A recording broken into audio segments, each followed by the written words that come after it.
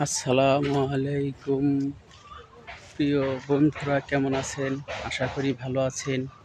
আমি ইউটিউবে নতুন ইউজার। আমার ইউটিউবে খুব আশা ছিল আমি কাজ করব এবং কি ভালো কিছু করার জন্য আমি ইউটিউব চ্যানেল খুলেছি।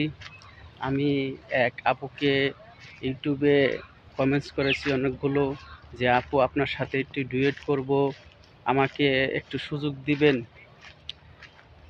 অনেক দিন হয়ে গেল কমেন্টস করতেই আছি, সে আমাকে এখনও দেয় নাই। তার জন্যে আমি ডুয়েট ভিডিও বানাতে পারতাছি না। আর যদি সে আপুটা আমার কমেন্টস এবং এই ভিডিওটা দেখে যদি হয়তো আপুটা কমেন্টস করে, তাহলে আপনাদের মাঝে আমি ডুয়েট ভিডিও বানাতে পারবো।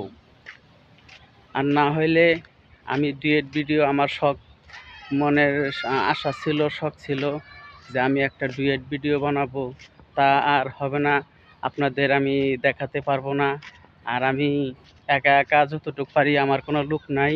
আমি দিন এনে দিন খাই, আমার কোনো লোক নাই যে আমি আপনাদের দেখাবো এবং করব যে 2-3 জন মিলে ভিডিও বানায় দেখাবো।